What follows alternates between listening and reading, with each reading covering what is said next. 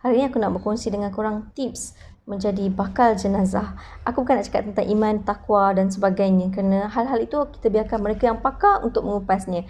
Tapi sebagai bakal jenazah seperti anda semua, saya rasa saya patut berkongsi dan mengingatkan anda tentang beberapa perkara dan persediaan yang perlu dilakukan di dalam rumah anda sebelum kita semua menjadi jenazah.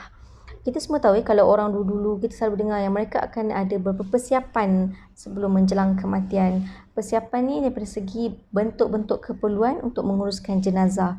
Keperluan yang macam mana mereka perlukan? Okey. Kalau kita selongkar almari orang tua dulu-dulu kan, kita akan jumpa beberapa persediaan yang mereka lakukan untuk menjadi jenazah. Antaranya adalah kain batik lepas panjang ataupun kain batik Jawa yang digunakan untuk menutupi jenazah dan juga keranda. Kita faham zaman sekarang kita ada khairat kematian dan sebagainya. Tapi kita kena ingat ni, pengurusan khairat kematian ini hanya berlaku ketika proses pemandian jenazah, dikafankan, dikebumikan, kenderaan jenazah dan juga solat jenazah. Tetapi ketika anda berada di dalam rumah sebagai seorang jenazah, ketika tetamu datang menziarahi jenazah, persiapan itu tidak langsung dimasuk di dalam khairat kematian. Jadi kita perlu adakan persediaan-persediaan ini.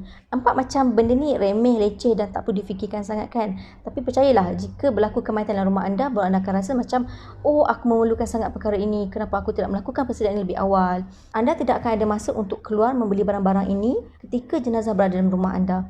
Anda akan sangat-sangat sibuk menguruskan jenazah dan juga melayan tetamu yang menziarahi jenazah. Take note benda ini, sangat-sangat penting. Selain daripada kain batik lepas panjang tu, anda juga memerlukan kain serban yang nipis saiz tudung bawal untuk menutupi wajah jenazah. Kita pergi melawat jenazah, biasanya kain batik lepas panjang tu akan ditutupi sehingga takat ini sahaja.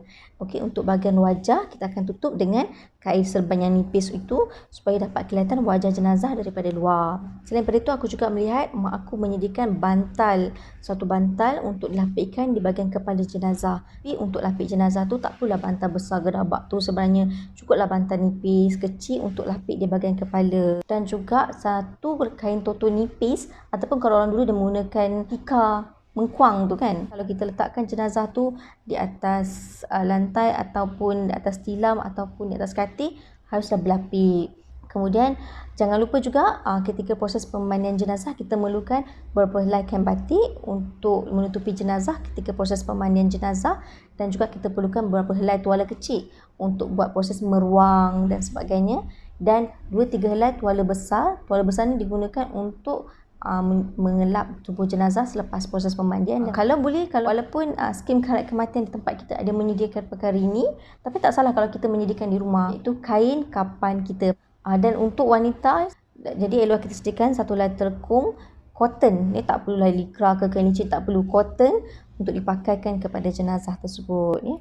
Jadi itulah beberapa persiapan yang diperlukan oleh kita. Jadi kalau ibu saya, dia akan letak dalam satu kotak putih, satu box, dia letakkan semua dalam tu dan dipesan kepada anak-anak. Apa-apa terjadi kepada dia, dia tak nak menyusahkan anak dan ingin melancarkan proses pemumian itu.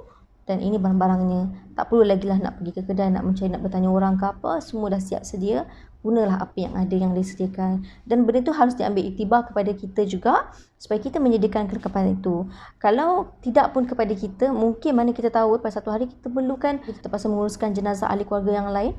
At least kita dah ada persiapan itu, kita boleh guna pakai kepada mereka. Kita dapat pahala, kita juga memudahkan urusan orang lain. Itu sajalah perkongsian saya pada hari ini. Mungkin dapat beri manfaat kepada orang lain, insya-Allah, dan juga diri saya sendiri.